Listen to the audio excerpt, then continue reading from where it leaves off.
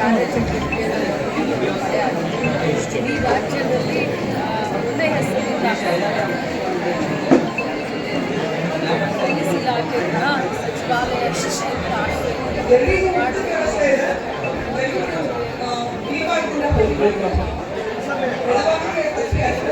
ಮಹಿಳೆಯರಿಗೆ ಸಮಾಜದಲ್ಲಿ ಜಾಸ್ತಿ ನಾವು ನಿಮ್ಮ ಜೊತೆ ಇದ್ದೀವಿ ಅನ್ನೋ ಧೈರ್ಯವನ್ನು ನೈತಿಕತೆ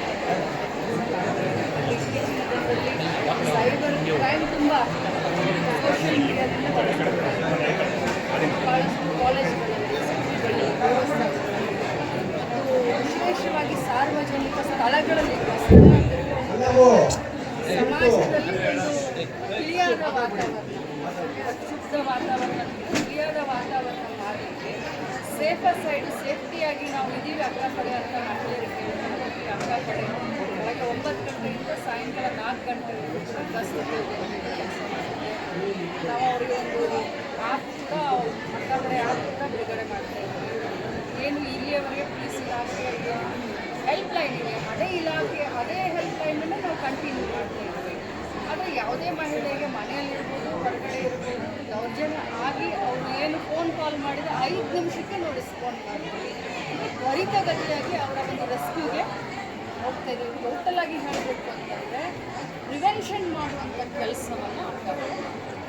ಮೇಡಮ್, ಬಹಳಷ್ಟು ಜನ MLAಗಳು ದೆಹಲಿಗೆ ಹೋಗ್ತಿದ್ದಾರೆ. DK ಶಿವಕುಮಾರ್ ಅವರು ನೀವು ಏನಾದರೂ ಬೆಂಬಲ ಸೂಚಿಸ್ತಿದ್ದಾರೆ?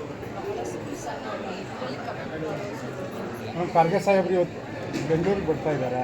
ಇವತ್ತೇನಾದರೂ ಡಿಸೈಡ್ ಆಗುತ್ತೆ? ಏನೂ ಗೊತ್ತಿಲ್ಲ. ನಾನು ಕಾಯ ವಾಚ ಮನಸ ನನ್ನ ಕಾರ್ಯಕ್ರಮ ಇವತ್ತಿದೆ. ನನಗೆ 28 ಕಾರ್ಯಕ್ರಮ ಇದೆ. ನನಗೆ ಕೊಟ್ಟಂಥ ಜವಾಬ್ದಾರಿನ ಚೆನ್ನಾಗಿ ಕೆಲಸ ಮಾಡಿ ಬೇರೆ ಏನು ನನಗೆ DK ಶಿವಕುಮಾರ್ ಅವರು CM ಆಗೋದು ಬೇಡವಾ?